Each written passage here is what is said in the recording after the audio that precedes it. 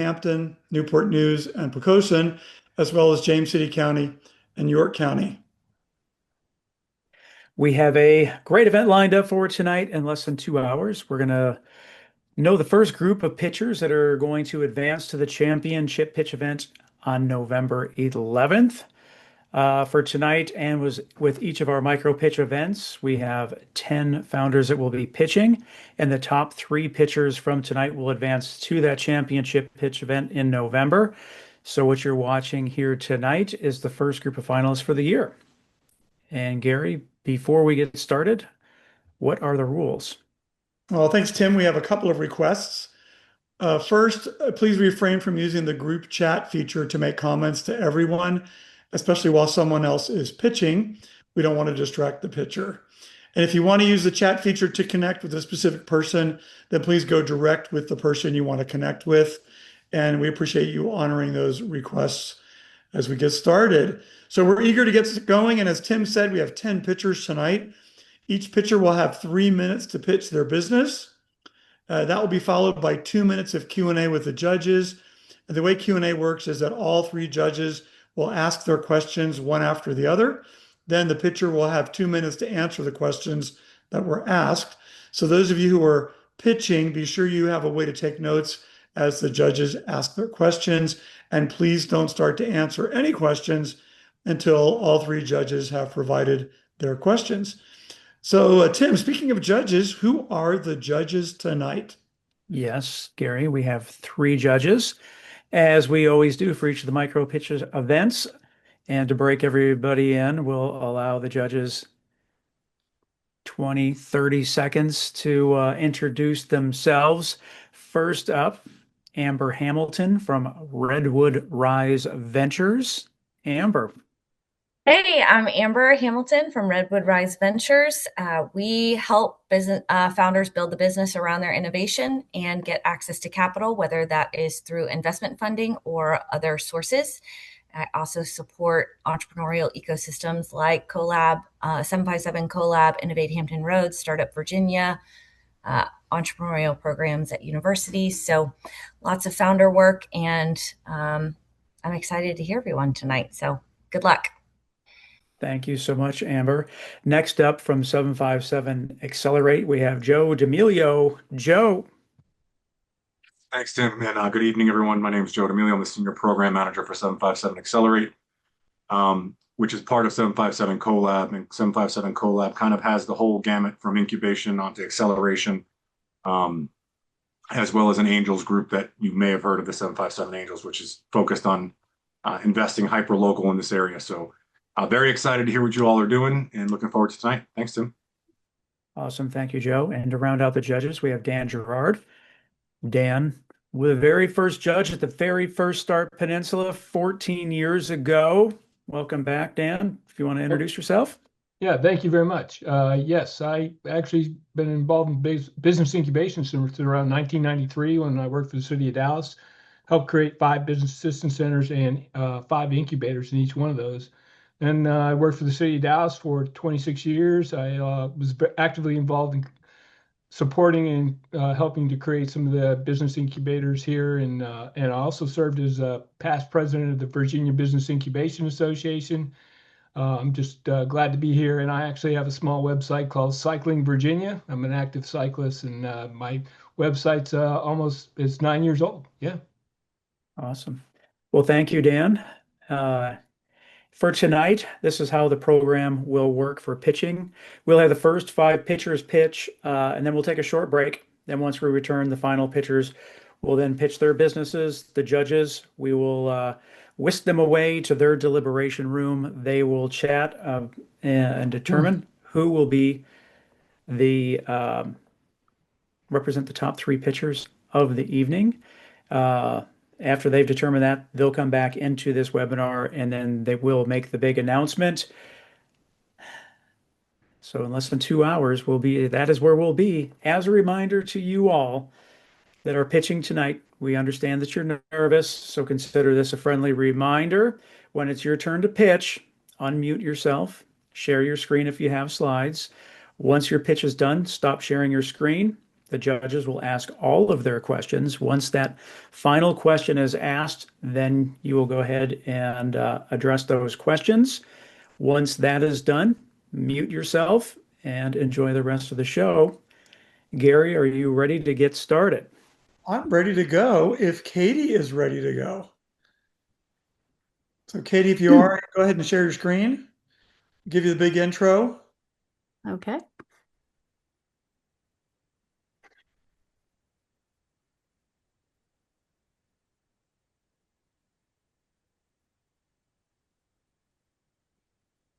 Okay, Katie, you ready? Yes, I am. Okay, everybody, please welcome our first pitcher for tonight, Katie Hudson from DIT4E LLC. Thank you so much. So, recently there was quite an exciting discovery by MIT that 95% of all Gen AI pilots fail to deliver ROI for companies. These shortcomings, which primarily include fragile governance, meaning we can't quite see and audit what AI agents are doing, the misaligned workflows, these inflexible, predefined workflows, don't really fit with an organization's priorities and how they work. And then poor quality, which there's a lot in the news about hallucinations. Interestingly, they've created a shadow AI economy, which means employees are paying for their own private subscriptions to get work done, resulting in governance and quality issues. And so the solution, especially for highly regulated industries, is this new safe AI integration layer, which adapts, remembers, and evolves in the hands of employees who know how and what needs to get done. The main features of our patent pending solution include an AI chief of staff for everyone, meaning an agent that's very specifically bound to a user, learns your work, directs the work of supporting AI agents, compiles and reviews things. This flexible and lower cost architecture allows for dynamic workflows as you go, and it is all built with governance and safety first. DIT4E was formed to help small and medium-sized companies grow. A previous business owner as well, and this is a new company. Strategy first, technology second. Between our two founders, we've got decades of expertise in regulated industries, cybersecurity technology, strategy, and customer experience. Our primary and initial target market would be health plan population management for Medicare Advantage and managed Medicaid. Now, health plans are incented to keep these folks healthy, keep costs low, for example, avoid hospital stays. Overall in the US, that's an annual $4 billion a year spend for in and out. That's for all health plans. But as you narrow that down for AI enhanceable services to small and medium-sized plans, that means exclude the largest 5 health plans. 2% of the market represents 2% of market share would represent about an $8 million a year investment. We are very excited. We're building to get, and we have started on building the future together, looking at partners. Our simulation results have shown that we are nearing zero incremental cost on scaling, as well as being able to manage hallucinations, which are 2 of the big things. We've already started engaging with healthcare experts and academic leaders to create the pilot that we would targeting 4 to 6 months for completion. And that is time. Okay, thanks, Katie. You want to unshare your screen? You ready for some judge questions? Yes. We're going to start with Amber. Hi, how are you? Oh, yeah. Good. All right, so my big question is, do you have a pilot set up yet? Is there an organization that is willing to adopt or test out the new technology? We do not have an Don't organization. answer yet. We'll wait for all the Oh, questions. sorry. That's okay. Next, Joe.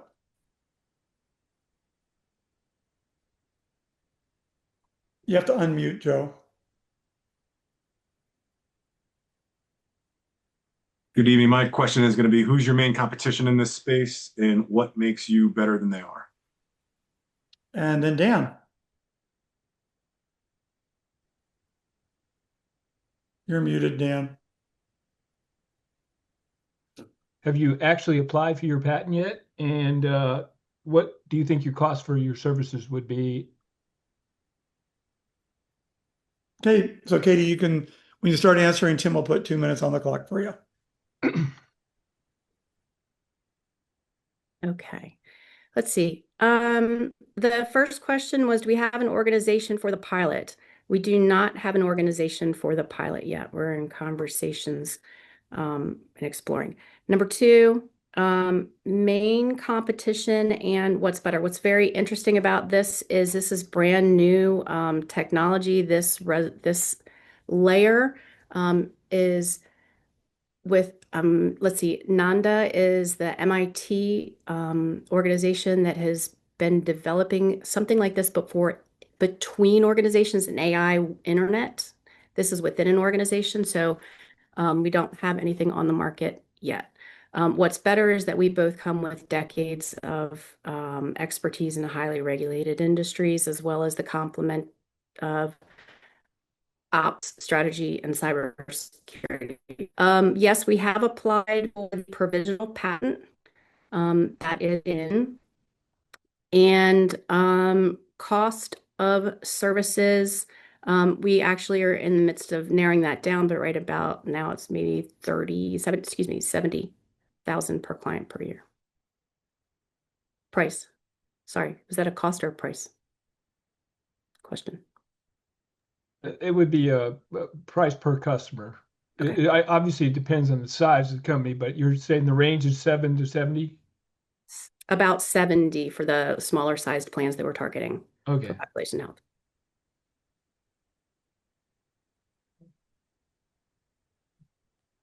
All right, that's time. Okay, thanks, Thank Katie. Judges, I'll just ask you to give me a thumbs up when you've entered your information in your spreadsheet. And before that, William, are you ready to go?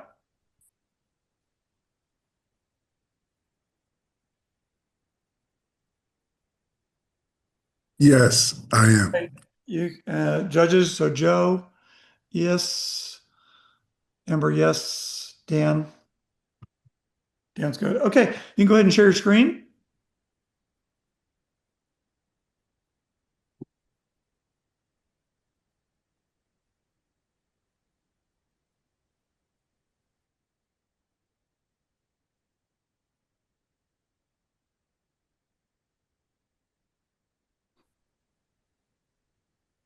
Good evening. So my company is Care Ally. Why are we here today? The gender health gap is why we're here. Women spend approximately 25% more of their lives in poor health compared to men. And this leaves approximately $1 trillion opportunity as charted in a recent publication to improve lives and economies. So what is the gender health gap? It's differences that women face in regards to diagnostic delays, diagnoses, criteria for diagnoses, treatment bias that women receive, as well as misrepresentation of their pain compared to men, and also limited access to women's centers, as well as the feeling of not being heard or appropriately received, and really just not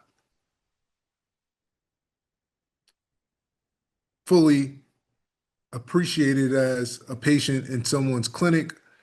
And so this had adverse outcomes for work-life balance, mental health, financial security, as well as career progression. And so what can we do to mitigate these things? And so obviously it's a multifactorial approach that needs to be done from top down and from bottom up, from retraining systems, retraining the industry and the infrastructure of the healthcare complex, but how can we individually help the patient? And so how can we close this health gap and save approximately $400 billion or close to half a trillion dollars in GDP from closing this women's health gap? And so my population and customer is minority women, as their outcomes are less than all women in this health gap. And so one of the main things is asking questions. And so this study showed that the main way that women of color and minority women can advocate for themselves is just to have the right questions to ask. And so the solution is Care Ally. We are a personal healthcare ally and advocacy tool at all times at your disposal.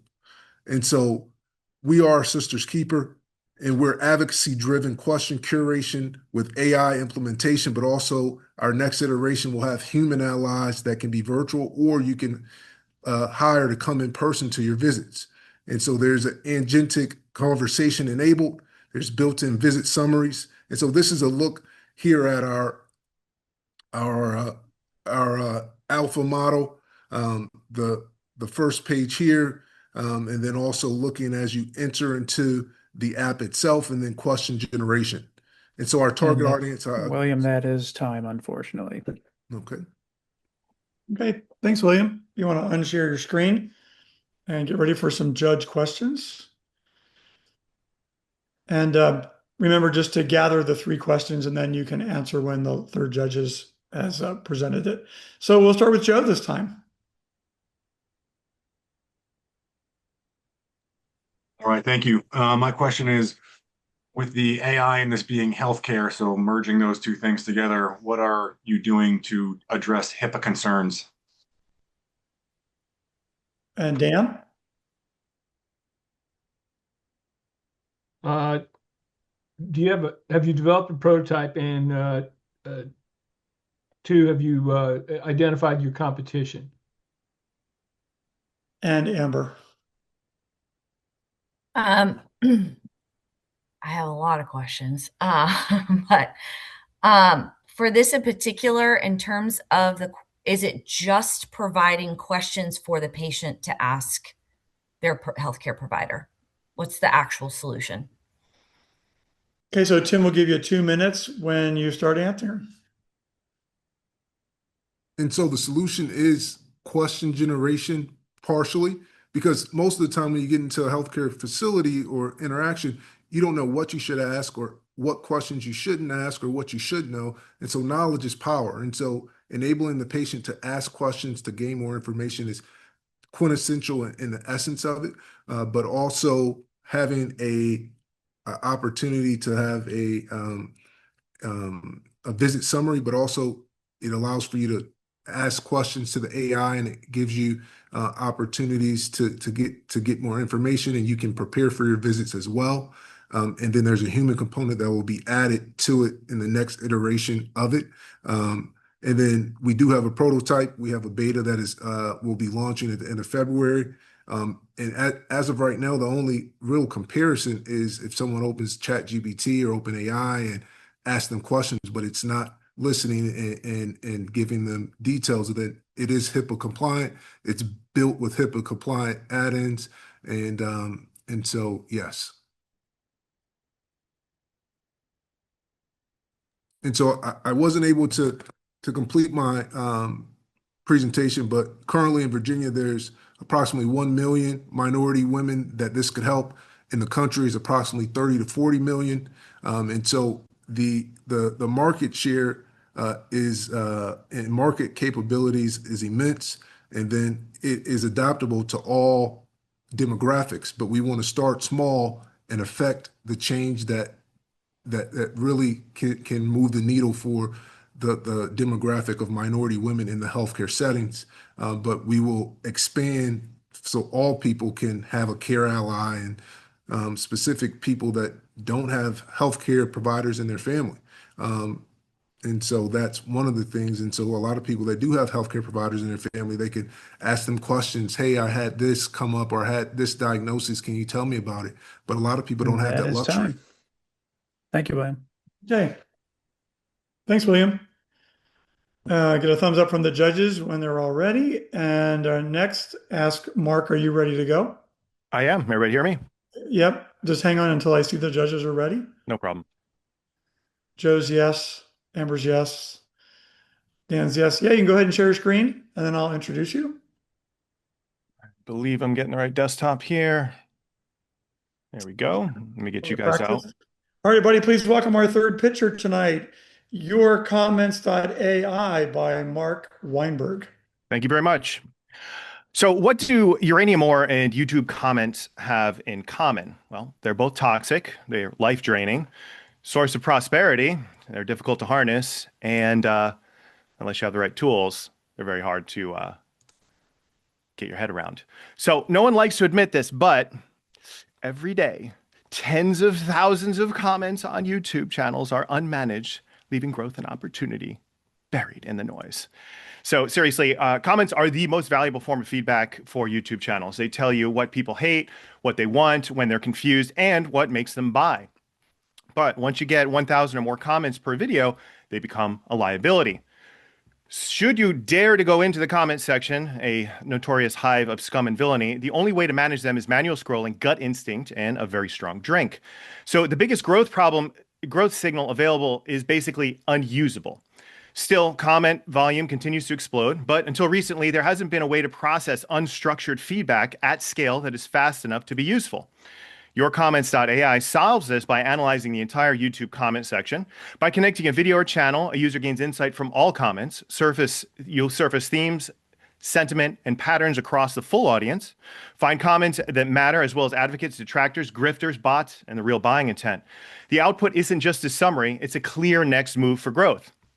YourComments.ai allows you to change your relationship with comment data. My name is Mark Weinberg. I'm the founder. I'm a CTO and COO and a consultant. I've been building in startups since 2005, including exits, and I have a team as well. We start with a very specific buyer, monetized YouTube creators getting at least 1,000 comments per video. That's about 25 to 150,000 subscribers. They're not the biggest whales in the platform, but a perfect early customer. The pain is real, and the hunger for growth is undeniable. Using YourComments.ai, they increase conversion and retention rates, identify advocates and detractors, and decide what and where to double down on. With a simple 3-tier plan, 1,500 customers is about $85K in MRR. From there, we expand up market to larger creators and teams and outward to every other platform where comments exist. And don't forget our bulk uploader and custom integrations. It's one tool, many different verticals. And by the way, we passed our Google data audit in 2025. So the truth is simple. Comments are the fastest customer research on the internet, but today brands build around what's loud and not what's true. YourComments.ai makes the full comment section usable so you can grow from real signals. After winning our first pitch competition in early 2025, we have been building. We have a team, a complete application, customer-ready solution, ready to go to market and seeking strategic partnerships. I look forward to your questions and feedback. And of course, thank you for your time. We are YourComments.ai. And that's time. Great. Okay, thanks, Mark. Ready Thank for you. some? Want to unshare your screen? Yep. And be ready for some questions from the judges. There we go. And we're going to start this time with Dan. All right. Well, thank you very much for your presentation. This is really interesting. As you know, there's a lot of free AI comments platforms out there too that help to provide comments on various websites or social media. So one, what would be the cost to subscribe to this? And really, how do you weed out your growth comments? And next, Amber. Yeah, I'm curious how you protect around if you think if there's I don't know how to ask this question concisely. So if you accidentally grab something that you think is a bot, but it's not, how do you protect on the back end, especially in terms of protecting free speech on comments? And Joe. Thank you. I'm taking a guess. I think there's got to be a large language model on the back end of this. If so, is it yours, proprietary? Did you build it, or are you building on top of something else? Okay, when you're ready, start answering, then Tim will give you 2 minutes. All right, let's go. Dan, our cost model right now lays at 15, 45, and 99 plus a month. And that's a subscription. Basically, you have different tiers of services that come in along with those. And it's a matrix that we can offer, but that's where we're at right now. And growth in comments, this is a huge problem we're dealing with. That's basically what we're looking at here. I'm going to move over to Amber's now. I just want to make sure that I hit all these first. Protecting free speech and dealing with bots and things of that nature. Well, we're looking to detect bots. We have a full analytics platform in there. It's compliant, and it's tricky to be compliant with that, with the YouTube data. But as far as protecting free speech, I don't really have any concerns. We are looking at all the comments. We're providing sentiment analysis, then we're doing cross-tabulation, time series analysis, other things of that nature. Then we're adding in agentic operations, which is in process right now. So really, the comments are there, and there's ways of detecting bots. We're not perfect. Nobody is, but you're going to see patterns over time. And I don't have a concern about free speech, because that's up to the channel owners and what they do and who they want to, maybe ban or promote. And then, Joe, on the back end, right now we're wrapping OpenAI. We can use any AI that we want. We have our own custom models that we want to do down the road. And on our higher tier plans, you can bring your own API keys and choose your model. But right now, we also provide the opportunity for people to customize their prompts, both on a per video and a per channel level. So we have a lot of granularity in what you are able to do with the interface with us. And that even includes on higher tiers, we have a Slack integration. So you can get updates, notifications, modify prompts, get your results, your reports, and everything via Slack in real time, which was a great hack to get a mobile application without having to build a mobile application. That's time. Okay, thanks, Mark. Thanks, guys. All right, judges, when you give me a thumbs up, we'll be ready to go. Carter, are you ready? Let's go. Let's Okay. go. Yeah, so hang on one sec. Yep. Joe's good. Amber's good.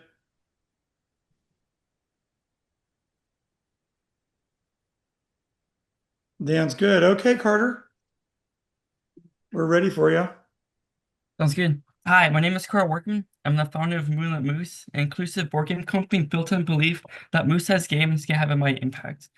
Today, I'm telling you the story of Moonlit Moose. Like a lot of families during the COVID pandemic, my family played a lot of board games to pass the time and stay connected. We were a family of 5, and there's always the same problem. Most traditional board games are designed for 4 players, which means someone always has to stay out. So I decided to fix that. I designed my first board game specifically for my family. At first, it completely flopped. Plus, with my 2 sisters, it's always a good tell if something is good or not. As I went back to the drawing board, I made the gameplay more unique. I made it more efficient, as well as I made the themes more fun and unique. And that's when Moonlit Moose was born. Today, I have 5 working prototypes, 3 board games ready to launch, designed to scale from 2 to 8 players, and built to keep large groups engaged. Those games are first package delivered, a fast-paced city strategy game taking place in a made-up city called Bridgard, with the intent to be the first player to deliver all their packages while managing player-involved challenges and obstacles. This game is quite unique with the scalability with it being based in a city. You could have different licenses of famous cities like Barcelona, Singapore, New York, as well as different colleges like my hometown campus of CNU, UVA, and VT. The third one is Quest Seekers, a cooperative adventure game where ping players against each other, a race against the clock to the first one that gets the treasure and bring it back to the boat. The final one is Defend the Castle, a team-based strategy game team-based battle strategy game with one team's goal is defend a castle, the other team's goal is destroy a castle. The games are designed to grow with the players. Package delivered is for ages 5 and up, Quest Seekers for 8 and up, and then Defend the Castle is for ages 11 and up. All games have been play tested. Especially package delivered, with especially my roommates calling it quite addictive due to the nature of the game. You're always one turn away of winning or losing at the end of the game. Each game retails between $25.99 and $30.99, offering strong margins and scale per production. The games will be engineered to have a quality benchmark of Ticket to Ride to kind of give that idea of quality I'm aiming for. Our goal to market for strategy is to start online first. I'm going to start a Kickstarter and go from there to sell directly to consumers, then expand into learning-focused retailers, followed by regional and big box office distribution. Long-term, we see growth through schools, therapy centers, and nonprofits, and educational partnerships. But Moonlit Moose isn't just about making board games. Both my sisters and I have learning disabilities, and I'm growing up, I firsthand saw how often learning differences are misunderstood. I want Moonless Moose to stand for something bigger and not just a board game. So I'm gonna help challenge these misconceptions and create spaces where everyone feels belong. That's why Moonlit Moose will donate $1 for every game sold to learning disability nonprofits, with each game That supporting a is different time. organization. Yep. Okay, thanks, Carter. Yep. You ready for some questions from the judges? Yes. Okay, first we're going to start. Remember, don't answer until they've all asked their questions. We'll start with Sounds Amber. good. Carter, are you at CNU? You can answer Yes, that I question. am. Go Captains. That's where I went. Hey, I love games, and I love board games as well. So when you are talking about go-to-market strategy, I know you say we're going to do Kickstarter, but have you tried selling at any price or anything to people in your network or even at your school? And next, Joe. With a physical product, what's your plan to kind of market this and get it out to enough people where you can start becoming profitable? And finally, Dan. Well, I'm on a similar question line. What's the cost? What's your cost per game and what's your profit margin? Yeah, I'll start with dinner first. So we haven't sorry, we're still working. Working with the manufacturer. I'm looking at the high size first of $9, including the $1 donation. And so selling them package delivery, I'm gonna be looking at sell right around $30. The margins are quite good. Then going to Amber, I have not sold any physical products yet. I'm still working on getting my trademarks and copyrights for the games. I am getting a lot of support from a lot of people I know around campus, especially my network. And there is like different clubs I'm going to start introducing this game to. Like there's a board game club as well as offline club, just to get some more feedback and get more traction with it. To Joe's, to make it profitability, I do to Amber's point, I'm going to start with a network of going to trying to sell with friends and so on. I also do think Kickstarter is a good way with a mission behind the product. I think I can get a lot of cause behind it and get a lot of people to support it and kind of back it. As well with it being bigger size, there's not a lot of products on the market like that, so it kind of differentiates it.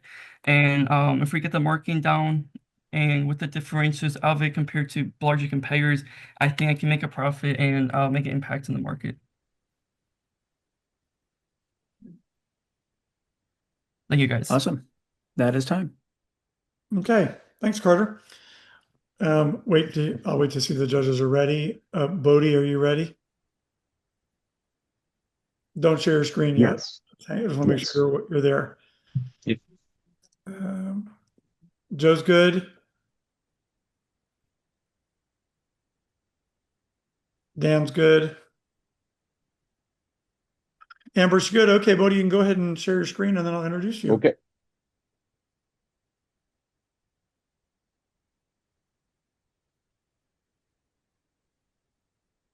Okay, good to go?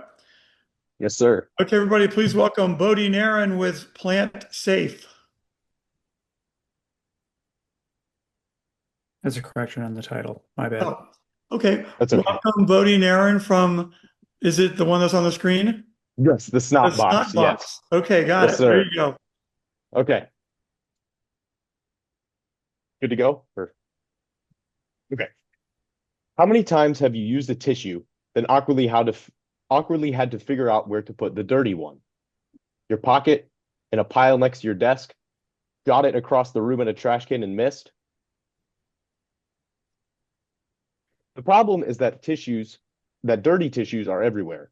Homes, offices, classrooms, but dirty tissues are a problem that have no convenient solution. People leave them in piles next to their desks or nightstands, countertops, or shove them in their pockets. It's gross, unhygienic, and especially bad during flu or allergy season. Right now, the easiest choice is to let them pile up nearby, and most people choose this easy yet unhygienic choice, which is inconvenient, unsanitary, and honestly unnecessary. The opportunity here is simple. People already buy tissue boxes constantly, and improving something they already use without changing their habits creates a product that is instantly useful. The solution is a tissue box holder with a built-in receptacle for dirty tissues. A tissue box will be placed into its own compartment, but once used, the dirty tissues go into their own separate removable compartment that is to be emptied and cleaned out. It keeps surfaces clean, reduces germ spread, and eliminates clutter, all without adding extra steps. It's compact, simple, and intuitive. You don't have to think about it, you just use it. As you can see from the first rendered photo, the small removable box labeled used tissue receptacle is to be inserted into the main compartment. The disposal receptacle acts as a containment device to keep used tissues and their germs in one enclosed place, and once full is easily emptied. The next rendered photo shows the full design with the used tissue compartment inserted into the full device. My name is Bodie Nairn, and I'm a student at CNU and the inventor of the Snot Box. The target market is broad and scalable. Primary customers include households, especially families with children or allergy sufferers, and anyone who works from home or studies from home. Beyond that, the product is perfect for offices, schools, churches, hospitals, nursing homes, dorm rooms, and waiting rooms. Really anywhere that hygiene matters, and hygiene matters everywhere. It's affordable and easy to mass produce as a simple plastic product and fits into spaces that already use tissue boxes, meaning that its adoption is frictionless. This isn't about reinventing the tissue. It's just about fixing the one problem that everyone ignores: cleaner spaces, fewer germs, and a smarter, convenient, everyday product. Thank you. And that's time. Okay, thanks. If you want to unshare your screen. Yes, sir. And ready for some questions for the judges? Absolutely. We'll start with Joe. All right, thanks, Bodie. Two-part question. First being, how many people did you discuss this with? What was your customer discovery process like? And the second thing, is there any science or data to back up the claim that it improves the hygienic or reduces sickness or whatever you want to talk about there? Next, we go to Dan. Yeah. How really, what does it cost you to make one of these, and just have you looked at your profit margin and distribution? And Amber. Practically speaking, Bodie, how is this different than a trash can? Because I have 4 boys, and if they're not going to get it in a trash can, I'm going to be real honest, they're not going to get it into this either. So just practically, yeah. Okay, Yeah. so we answering to give you 2 minutes. Okay. Joe, I can start with you. The customer the most, I think, people I've talked to are just really anybody that I've worked with, a lot of people that I've gone to school with. As far as exposure goes, they said that they would love to try this out. I run it like a car detailing business back home in Richmond. And so I talked to like a lot of my higher volume clients. I've talked to them about, how they could incorporate this into their office space, or something like that.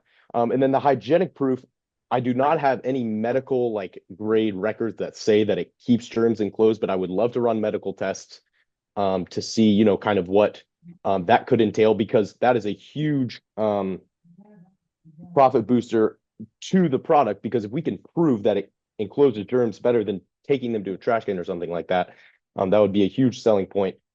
Dan, cost and distribution. I have done a couple quotes with different manufacturers. And it seems like the median cost so far is in the research that I've done is about $3.50 to $4. And then I would think I would sell it around $15. And then, but those numbers fluctuate because it's just an idea right now. And then Amber, I would say that I am selling convenience. This is a product that is not, I don't think something that's revolutionary, but I think that I'm selling the convenience of not having to get up because the disposal is right there. And so that's what I would say. Thank you. And that's time. Okay, thanks, Bodie. Okay, wait for the thumbs up from the judges, but for everybody else, we are right on time.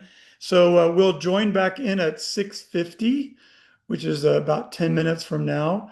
We'll start off with Joseph right at 6:50. So it'd be great if we could get back maybe 30 seconds before that.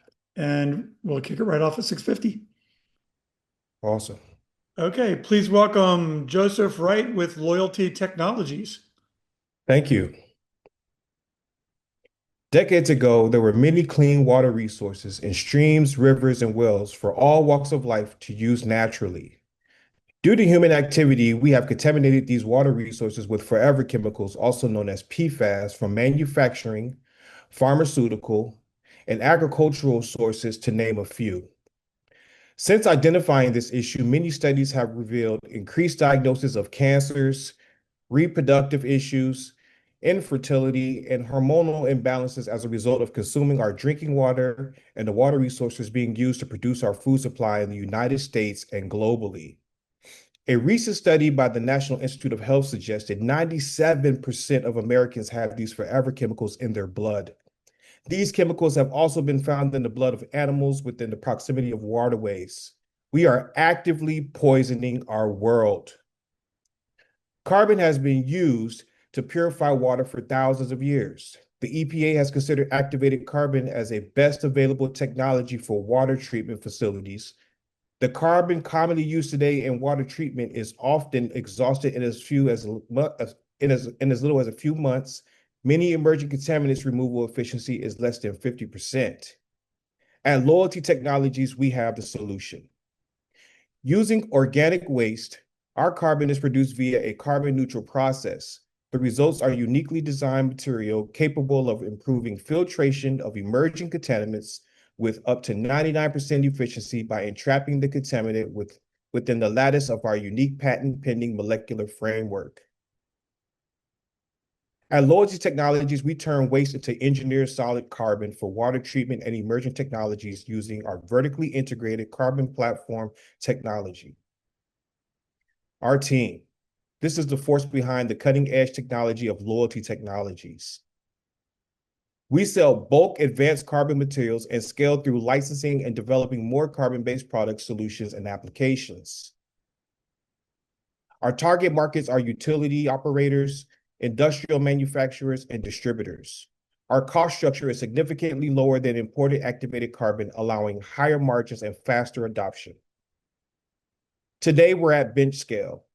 Our next milestone is PFAS absorption test validation, pilot program, and commercial production systems. We are starting with the most urgent problem, PFAS removal from drinking and wastewater. Our carbon platform has shown promise in energy storage, air purification, and functional coatings as well. Invest in your future, invest in our health. Thank you. Last time. Okay, thanks. If you unshare your screen. And you ready for some judge questions? Yes, sir. Just a reminder to wait for all three of them to ask their question, and then you can answer. And we'll start this time with Dan.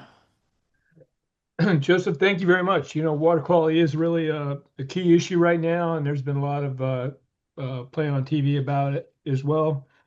The thing is, what differentiates your filtration process from other companies? Is it just, are you just doing it on costs? Because everybody claims they can do it, filtration very well. And I'd like to know how you differentiate yourself. And then Amber. Hey, Joe, any roadblocks that you guys are hitting in terms of trying to get into that pilot? I think that's what you said. Your next step is a pilot train. Yeah. So what are some of the challenges? Because any challenges you hit, pilot will probably be into the market as well. So curious about that. And then Joe. Is the carbon media that you're developing reusable? So after it's been utilized as a filter element, can you put it back into service by some process?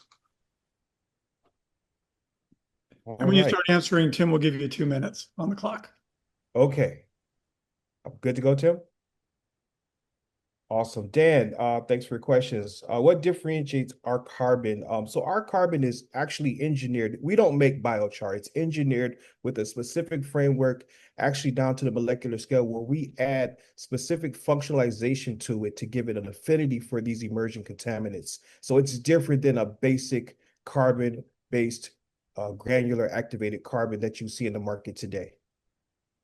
Amber, thanks for your question. Roadblocks, access challenges. Certainly there are roadblocks, but we are pushing through the headwind of looking for folks to give us options and MOUs and being able to develop relationships. But we are working in the market and out of the market, and we are seeing some of that open up by just diversifying our approach to whom we're approaching. Joe, thank you for your question. Is it reusable? 100%. And we have the actual tech for regeneration. This is what makes it a full circle economy for our product. And we're excited about that fact that we can be green in that way, where once it's spent, we can bring it back to our plant and reactivate and send it right back out again.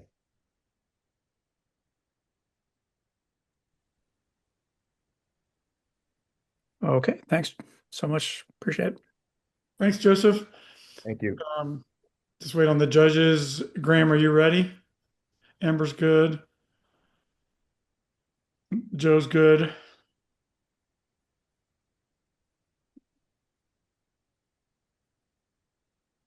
And Dan's good. Okay. Graham, are you ready? Sure. You can I share thought it was screen. 8, not 7. We had a last minute reorder. Okay. Then I'm ready.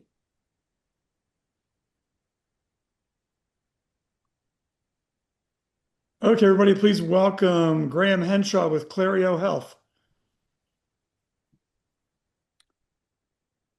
3 years ago, my little sister Missy called me after an ER visit. I asked her what the doctor said, and she paused and answered, "I don't know." She wasn't careless, she wasn't disengaged, she was overwhelmed.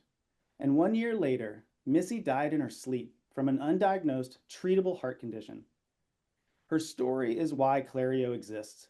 But sadly, Missy's story isn't rare.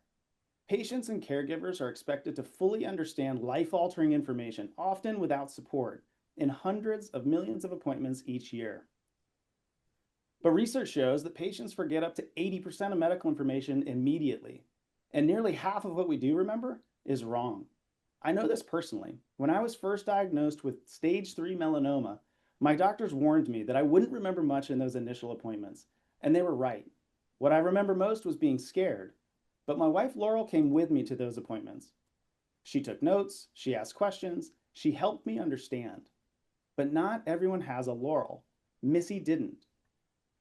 There are transcription tools, patient portals, and note-taking apps, but none are purpose-built to translate complex medical conversations into clear, personalized understanding. Clareo is a mobile application that listens to medical appointments and turns them into an easy-to-understand summary with clear action items. And if something isn't clear, patients can ask the built-in agent clarifying questions anytime. Clareo turns confusion into clarity. Over the past year, we've conducted more than 30 customer discovery interviews to accurately define the problems. Early adopters are now using Clareo in real appointments and continue to help us refine the beta solution, and our waitlist is growing. Next, we're forming a medical advisory board and scaling infrastructure beyond the beta while continuing to harden privacy and data security. Our market launch will focus on supporting the 3,000 children and their families who each year navigate acute lymphoblastic leukemia diagnoses, the most common of all pediatric cancers. We'll follow that by expanding into other high-touch pediatric conditions, adult oncology, and the broader patient engagement market.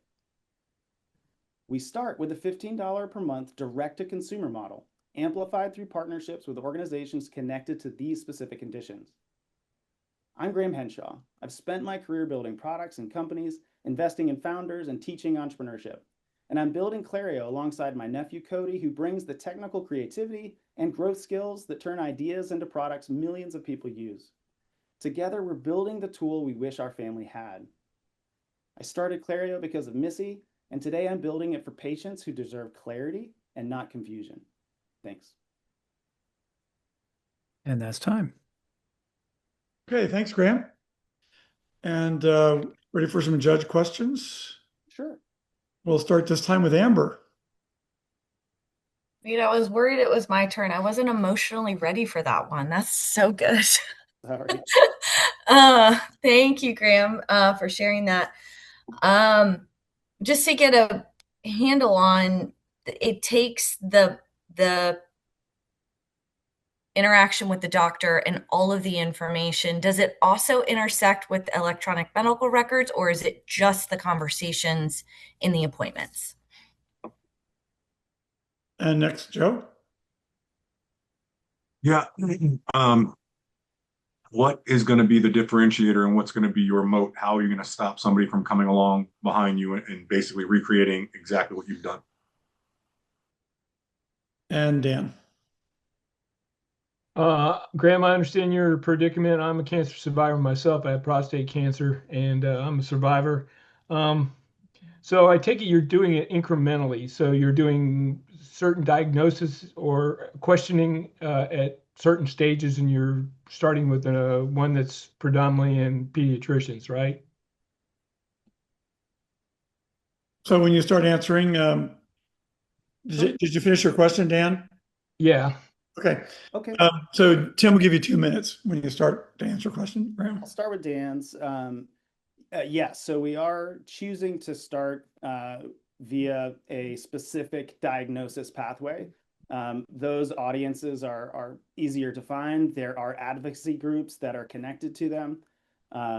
It's an easier job for us to show that we've created meaningful impact as well. So we're choosing to do that.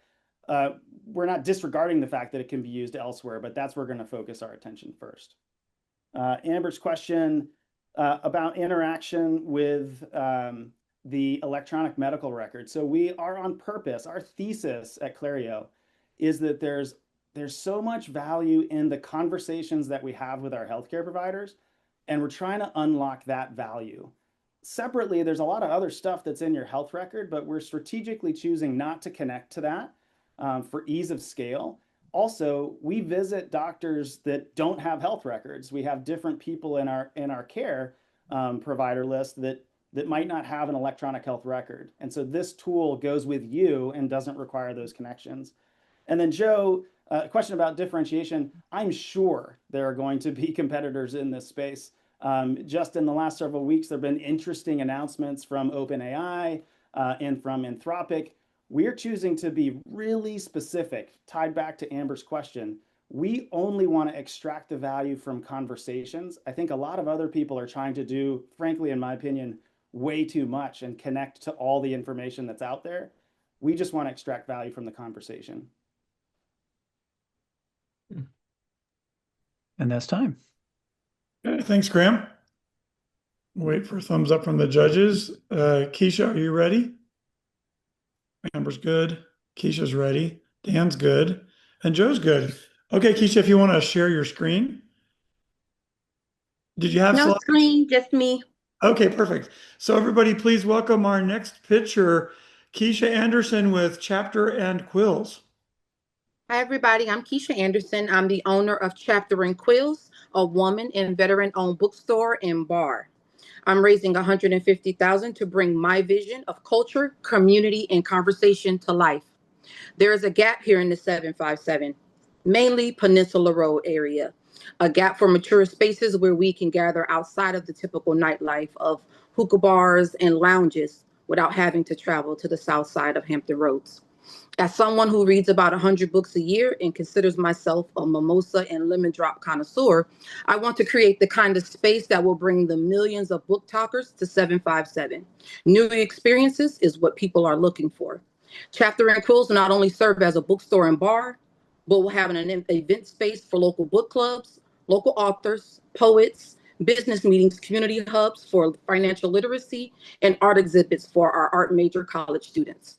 We'll also support local food trucks and bakeries by giving them a space to showcase their culinary talents. Chapter and Quills is designed to reach beyond traditional nightlife lovers for introverts and extroverts alike, but wives and mothers who finally have a moment to themselves, professionals winding down after work, and anyone looking for a consistent and welcoming place to connect. I'm not just opening a business, I'm creating a vibe that 757 didn't know it needed. Thank you.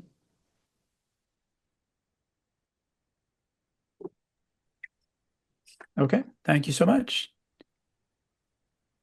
Okay, ready for some questions, Keisha? Yes, sir. Okay, we're going to start with Dan. Actually, Oh, we're going to start with Joe. Sorry. okay. Thank you.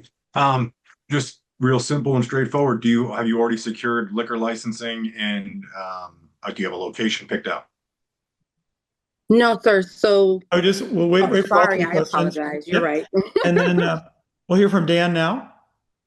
How are you differentiating yourself really from going, well, other than the alcohol, going to like a bookstore like Starbucks or Books A Million? And Amber. Is there opportunity with your business model, which I love, and I need to come get book recommendations from you. But do you have any other thoughts around like making it a private social club or something that would allow for continued revenue outside of when people just come for events or hop on in via restaurant? Am I good to go? Yep, go ahead. Give you Okay. 2 minutes when you start. All right. No, I have not secured a liquor license because everything's a chain reaction. First, you need a location, funding, and all those great things. So I am currently actively looking for a location, and I'm working behind the scenes on all of the permits and requirements I needed for the bookstore. Dan, different from Starbucks. So there is no nightlife here in 757 outside of the smoke-filled rooms and things like that. Starbucks does not create a nightlife, nor does Barnes and Noble any longer. Barnes and Noble is there to come in, buy your books, and pretty much you leave. There's nowhere for someone like myself who gets off work and just wants to grab a drink and relax, maybe even scroll through TikTok. So that is how Chapter and Close is different because there is no bookstore and bar here in 757. And Amber, I plan to have regular events. There will be themed nights that you can buy into. There will be merchandise. There will be vinyl record nights. Theme nights pretty much weekly. There will be festivals, fairs, with other small businesses as well. So I do have a plan for consistent income for Chapter and Quills.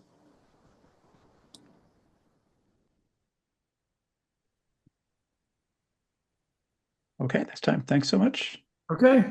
Thanks, Keisha. You're welcome. Dan's ready. Joe's ready. Amber's ready. Okay. Danielle, are you ready? I am ready. I'm going to share my screen. Perfect.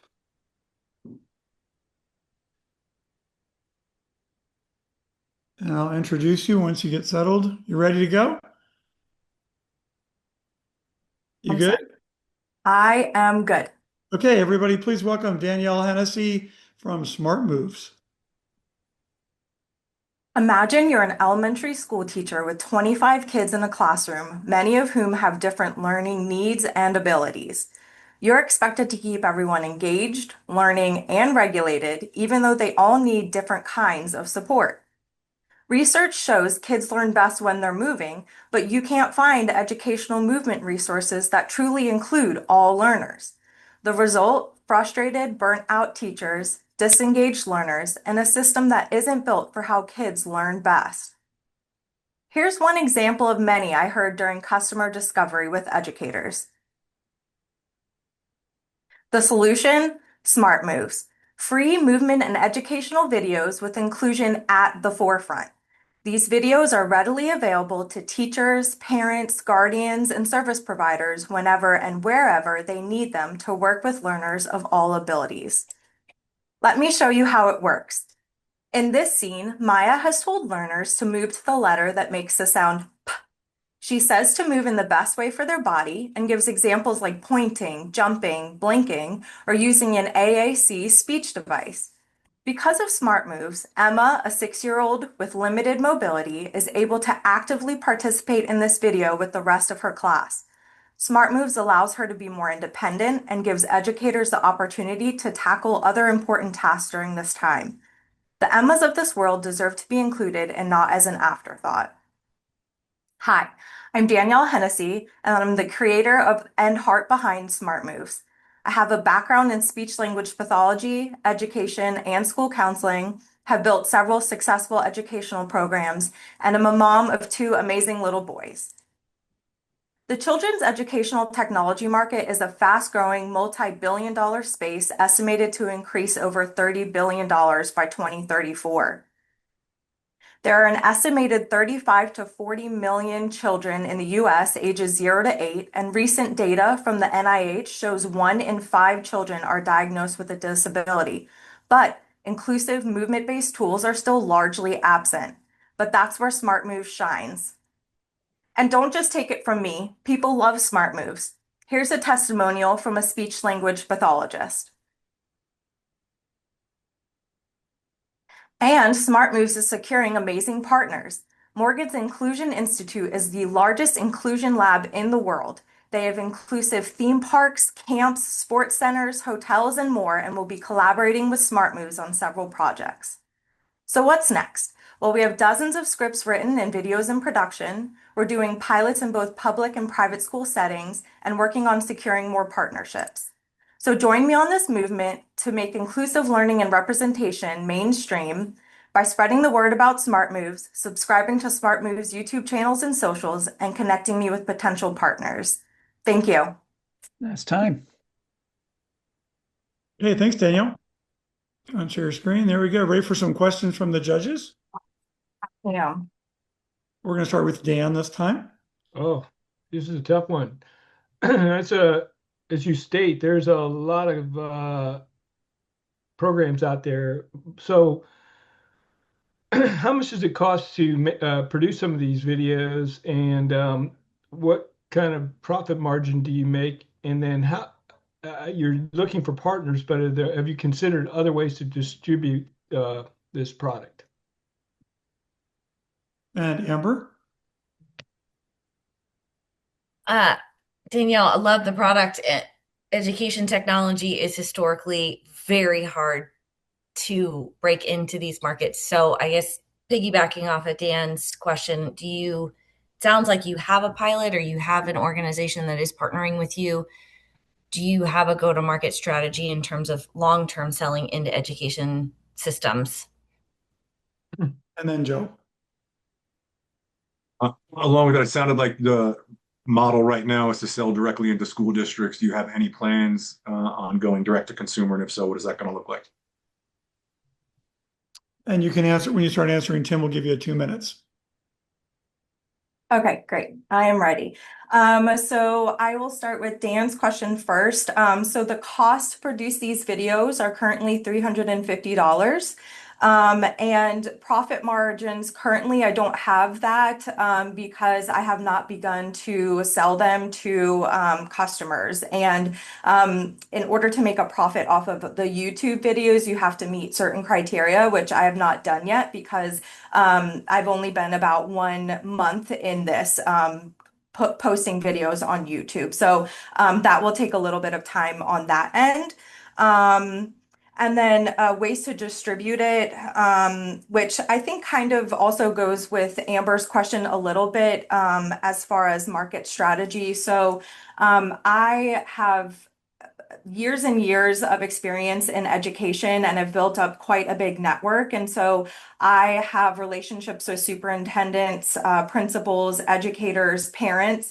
And so what I plan to do is go to schools and have them be able to sign on as Smart Move schools. And what they would get with that alongside the videos that are already available are tailored lesson plans for the teachers to help them save time, newsletters on best strategies and research in inclusive learning, also professional development. So in some of my customer discovery, I found out that the schools spend an average of $8,000 per teacher on professional development. So that would be somewhere that could cut costs and be good with this product.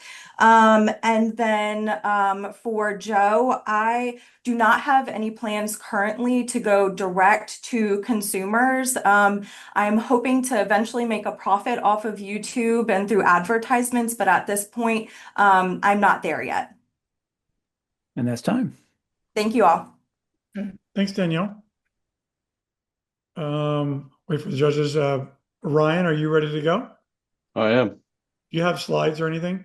I do. Okay, so hang on, just let me wait for judges to give me a thumbs up, and then I'll ask you to share your screen. Amber's good.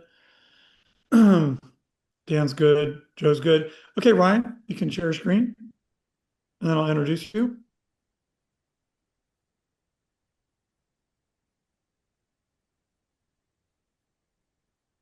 One sec here, got that.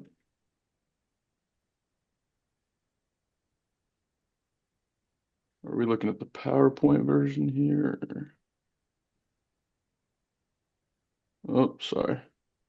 Wrong one.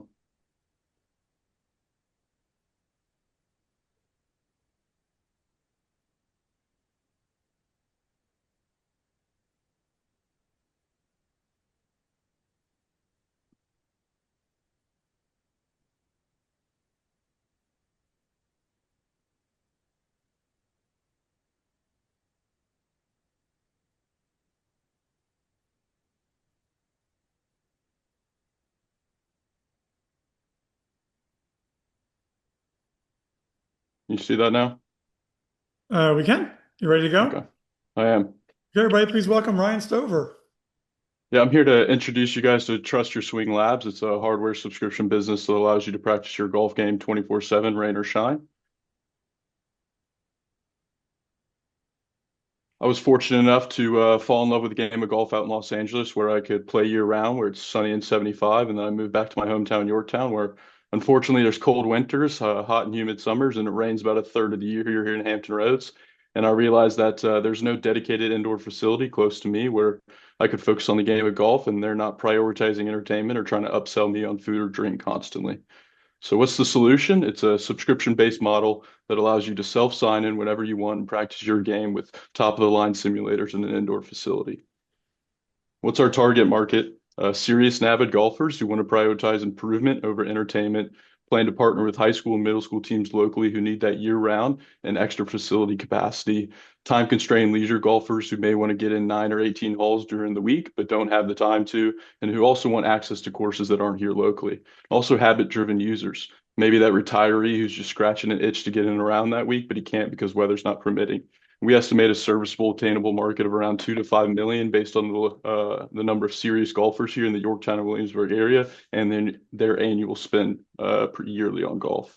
Our business model is pretty simple. We have 3 different subscription tiers. It allows you to access the facility monthly for a different set of hours based off your subscription. Also different times throughout the day and week that you can access the facility and the amount of guests you can bring. And we're planning for additional revenue streams. We have professional training through my business partner who I'll introduce. He's an ex-tour pro and a current golf trainer as well. And we also plan to partner with local middle school and high schools and potentially universities as well. And the business is extremely scalable given the self-sign-in model. It's a low operating costs, which means high margin and cash flows. And through my business partner's existing golf clientele, we anticipate break even on month 2 based off membership models. We anticipate a 6-bay facility at first, which would maximize utilization sensitivity across peak and off-peak hours. And we plan to reinvest the cash flows from the first facility to open up a second facility in Yorktown and hopefully 2 facilities in Williamsburg as well within the first 36 months of opening. We've also identified 20 separate counties here in the Northeast that do not have an indoor facility, have great golf courses, avid golfers, and golf pros that we could partner with to scale this business within the Northeast. Why us? I'm Ryan Stover. I come from a private equity investing and operating background. I've got experience scaling startups from inception and would love to bring some golf growth here to the local area and business growth as well. And I'll let my partner Josh introduce himself. How are you guys? I'm Josh Brown, local teaching pro here at Kiln Creek Golf Club and Resort, ex-touring pro. I've built up about 200 plus clients in the last year of teaching full time, and now get to walk this journey with Ryan potentially and building this business for golf in this area that is much needed. And why now?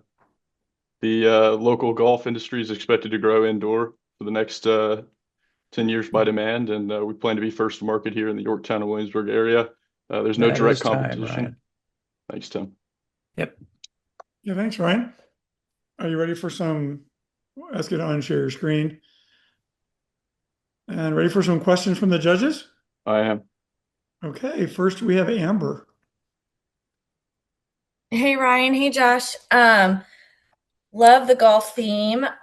Your projections to break even on month 2 seem incredibly ambitious. Is that conservative numbers, or do you? I would love to know that. And then, is there second part? Are you anticipating a franchise or licensing agreement down the road? And then Joe? Kind of a two-part. Customer discovery wise, have you gone out? How many people did you talk to, or is this all coming through your partner's customer base? And the second thing, you said there's no direct competition. So what's the differentiation between Revolution Golf and Grill in Williamsburg and what you're trying to do? And Dan? Ouch. Got people took my questions. Yeah, I definitely want to hear what your thoughts are for franchising and what was to stop some of these other like Top Golf and others to do more of something indoor themselves. Okay, you have 2 minutes to answer those questions, and Tim will tell you when your time's up. Yeah, thanks, Gary. Amber, to start with you, that model is based off a moderate case. We have a conservative and aggressive case. That break even is assuming 18 memberships on a basic and mid-tier split 50-50 in the first 2 months. Just with an existing client list of 200, we anticipate we could get those. And we've already spoken with a few of those and anticipate memberships from day one. In terms of franchise or licensee, I haven't given too much thought of that. I anticipate a split there as well, most likely franchise, given that it's going to be operated by golf pros in the local area. And then, Joe, for your questions in terms of customer discovery and the existing client list, it's been a bit of both. I've spoken with local business owners who run similar businesses down in the oceanfront and in Richmond. I wouldn't consider that local competition. I don't see people driving an hour and a half to go practice indoor golf. But there is a certain need for it, and it's also validated through a lot of the clients that we speak and people we play golf with, to be frank. And the difference between Revolution Golf is, I mean, I went to William and Mary. I went there a lot. I primarily see them as an entertainment venue that is, food and drink and not really focused on golf training solely. And Dan, to answer your question, franchising there, and the difference between us and Top Golf, again, dedicated training. Top Golf, in my opinion, doesn't have top of the line simulators, and it's really more of an entertainment venue to me. What's to stop them from going indoor? I don't know. I don't know why they haven't in the past years. I reviewed that business during my PE days. It's going downhill, but I think the dedicated training is something that the kind of the golf industry needs right now as well. Awesome. That's time, Ron. Thanks so much. Okay, thank you. All right, so judges, you should have a link for you to scoot off to your deliberation room, and everybody else stay here.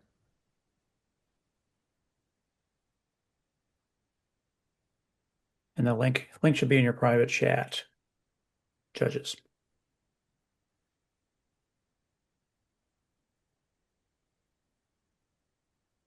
Amber has found it.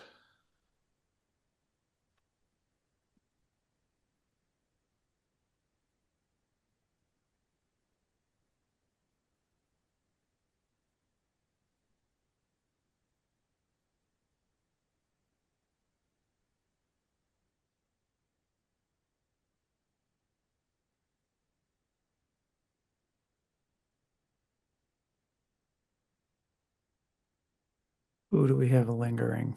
So Dan and Joe are still connected here. We can't talk about them while they're here. No.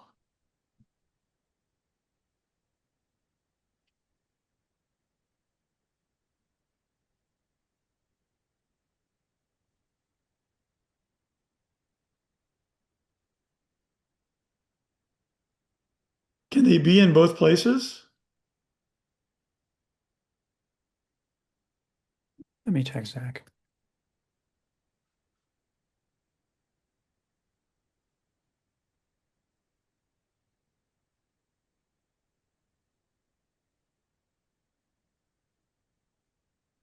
All right, we can't talk about Joe if he's going to be at both places at the same time.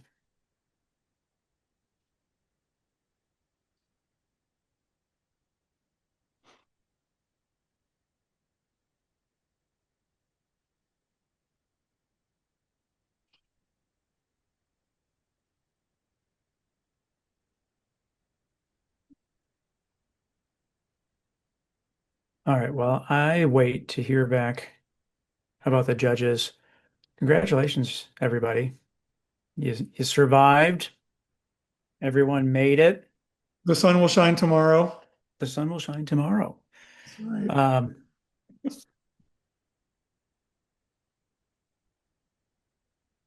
This is year 14 of us doing this, and it was always amazing to me, like to see where the trends go. When we look back at year one, I remember like the big thing to validate your business over the course of the weekend when we would do this would be how many Facebook likes you could muster up over the course of the weekend.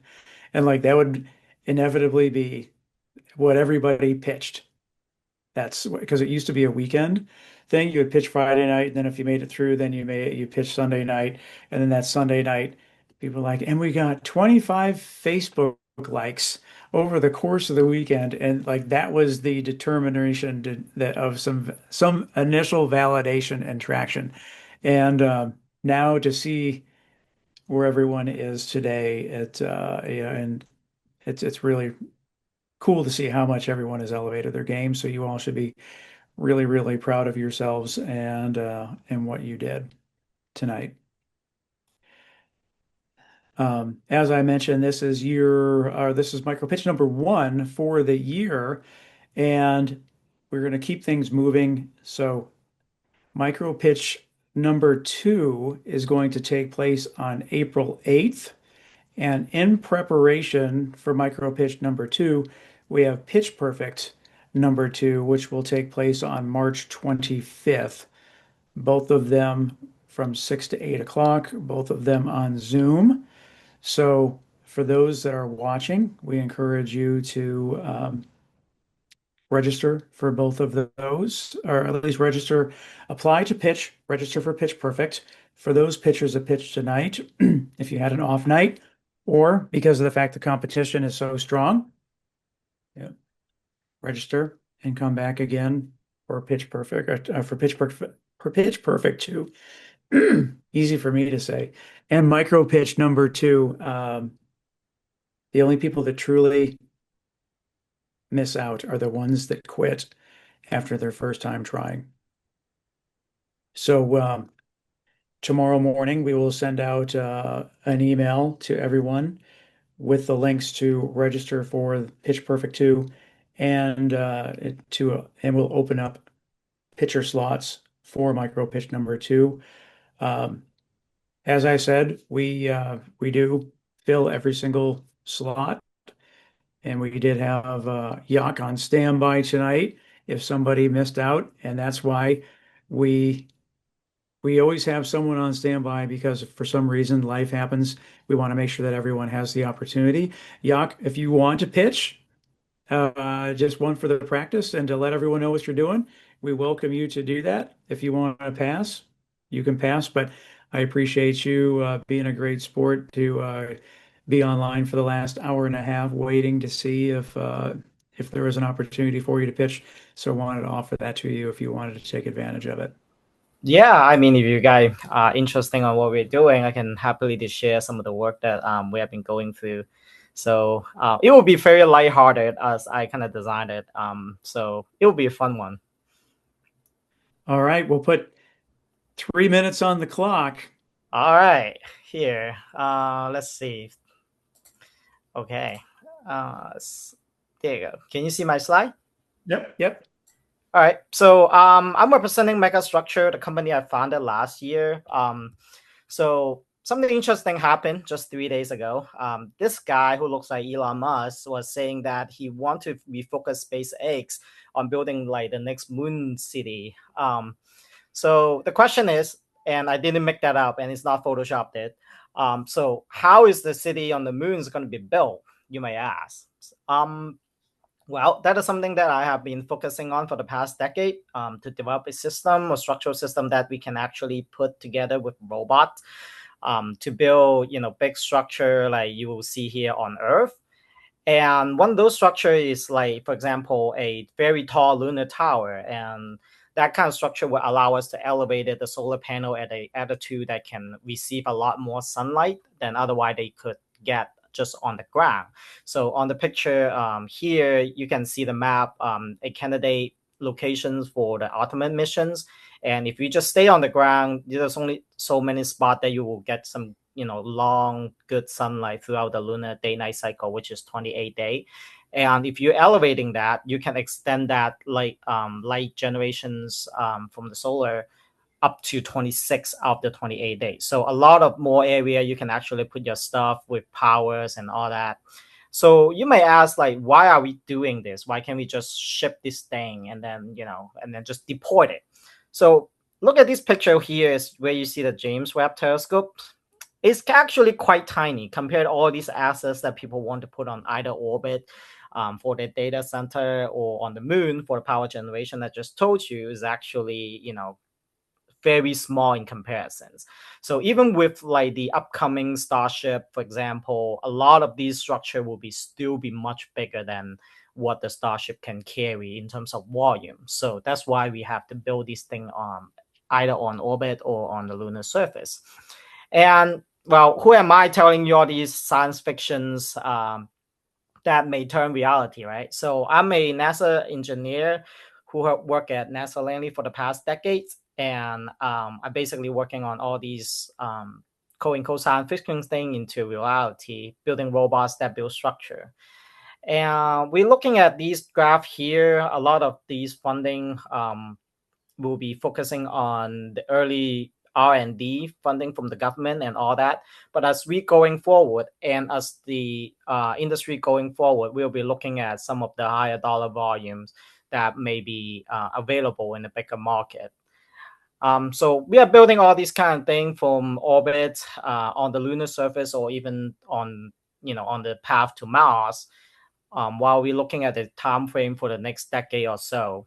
So the time is now. Now is the time. Thanks, Jacques. That's what I mean. It's just again adding to the fact of we do a lot of really cool things. We pitch a lot of really cool ideas, and we're solving many challenges and many problems that we encounter. So it's super exciting for me, and it's a joy to be part of this community. Ryan, you have a question?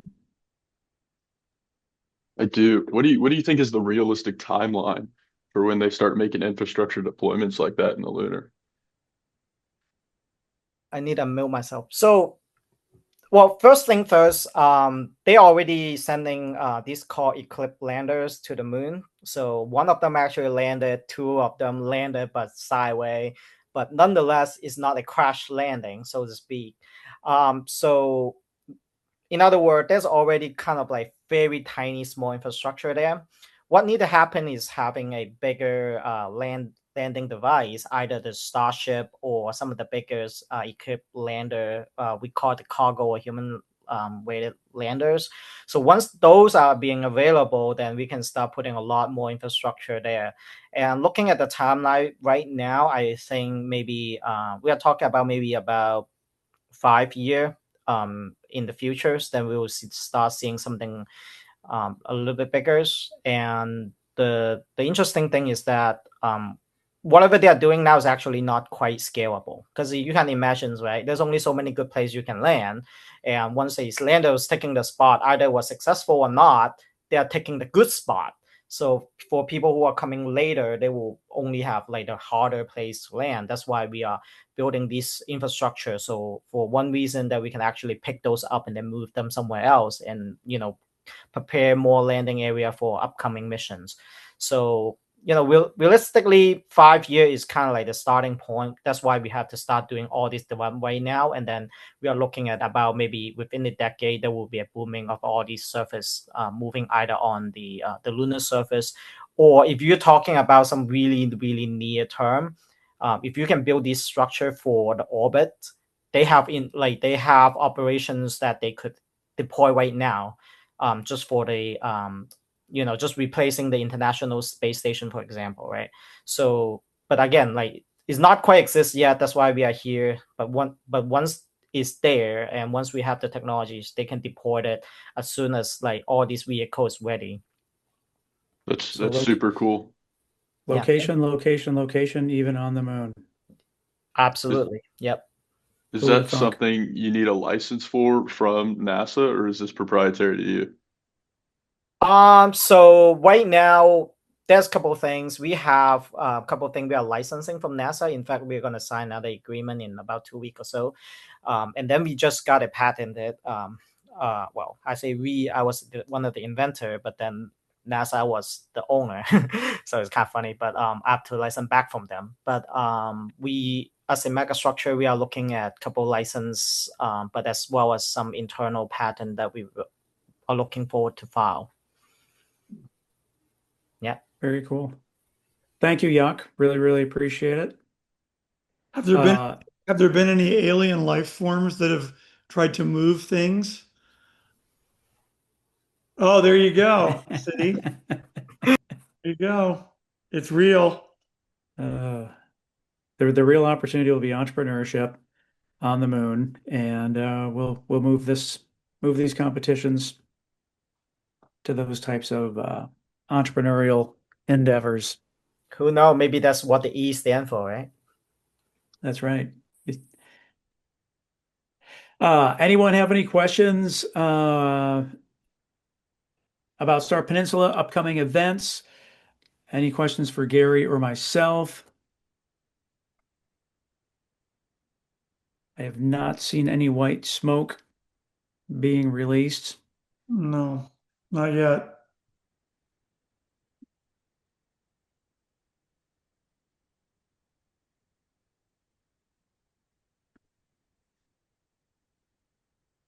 But I sincerely mean,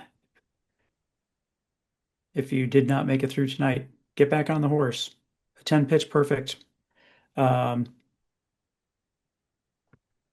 try again. This is just the beginning of the journey for you all. And looking at the raw scores on the rubric, it's a very close margin. I think I say this at each one of these, but when I started my business, it was 1998 and there was no help. So it was like the wild, wild west, and you couldn't have one foot in your regular work and one foot in being an entrepreneur. You kind of had to jump with both feet into it and hope for the best. And it's just really cool now, 28 years later, to see that there's these kinds of programs and there's help and people are willing to share their ideas, and the technology that you can use to do that just makes everything, I think, even more competitive, but also even more possible. I think the old days, I don't know how it is now, but in the old days, I think maybe 1 in 6, no, maybe 1 in 100 that tried made it. And there's a whole lot more success now of lots of ideas and cool stuff. So I like just watching what y'all are doing and coming up with great ideas. It's pretty neat. And again, like the judges were intentional. So with Amber, with Redwood Rise, she has an extensive network. With Joe, with 757 Collab, him being the program manager for Accelerate, we want to ensure that there is early exposure so that when you do look to apply to an Accelerate, this is not the first time that they have seen or heard about you. So we're establishing these relationships early. Yeah. I think there's white smoke. I think there is white smoke. I don't see what the white smoke is, but it looks like everybody's back. So.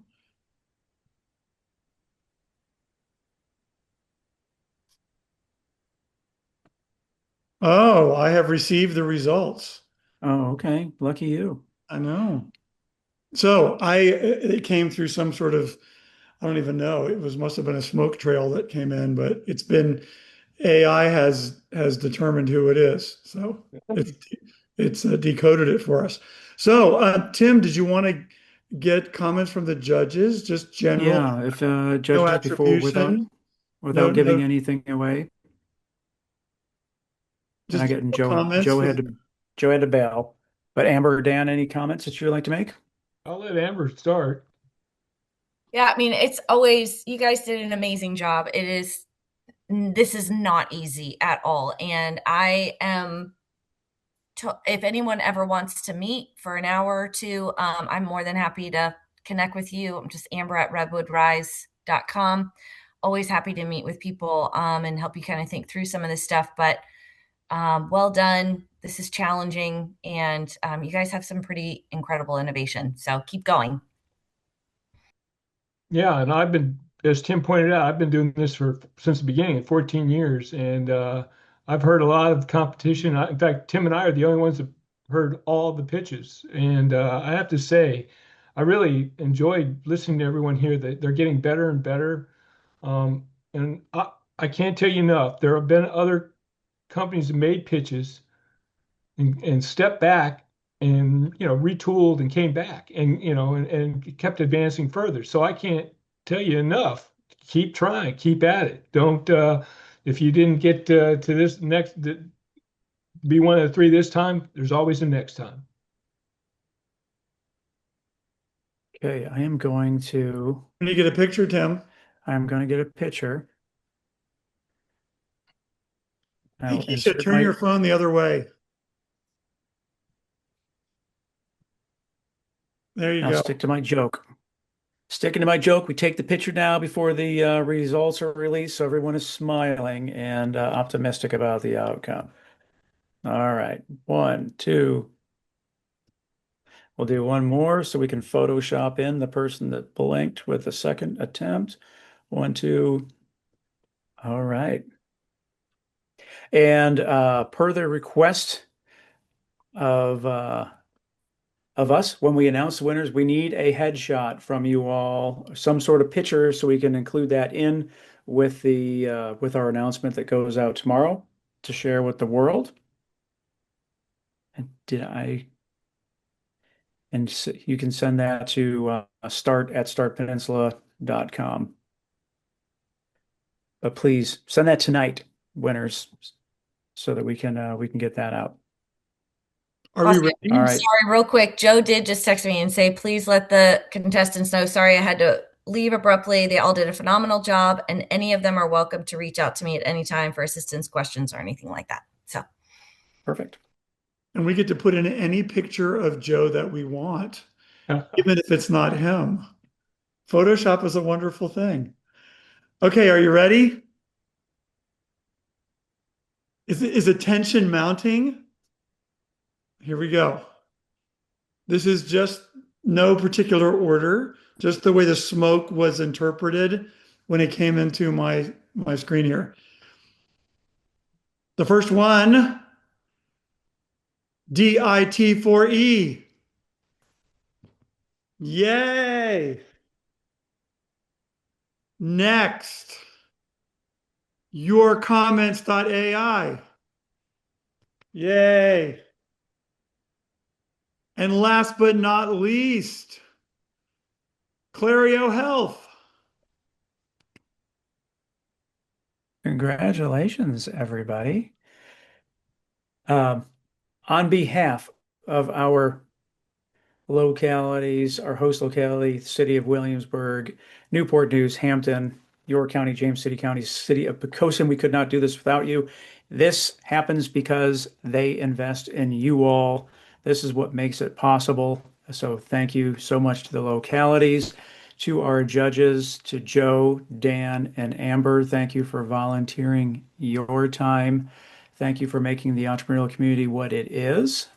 Pitchers, thank you. Keep at it. This is our community. We continue to grow. We support one another. We help each other win. Thank you. Let's get back at it.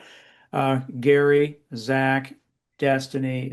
It takes a team to do all of this behind I have a suggestion too, is if you're not one of the three tonight, is to, when this plays again, I think you get a copy of this, right? Yep. is to go watch everybody and see what questions were asked and see how they were answered and see what questions you were asked and how they were answered and really study this thing to see where you could be even stronger if you're going to pitch in the next one. But really investigate that. And then the three that move ahead know that in November, it's just twice as tough. And so don't rest on your laurels. You have 6 months, but don't just sit around. Like, What got you here will not get you there. nope. It's a different rubric measuring Yep. different outcomes. Yep. So anyway, congrats, But everybody. It was great to see everybody. To the supporting team, thank you so much. It really does take an army of people to make all this happen behind the scenes. We are working throughout the whole night in everything leading up to it. So thank you, Gary. Thanks, Zach. Absolutely. Everyone else, thank you for joining. If we can connect you with anyone, let us know. We'll make those connections happen. Winners, congratulations. Pitchers, we'll see you at the next event soon. When is the sign up for next time open, Tim? It is open. It'll be open in the morning. There you go. There you go. Congratulations, everyone. Have a great night. Everybody. Thank you.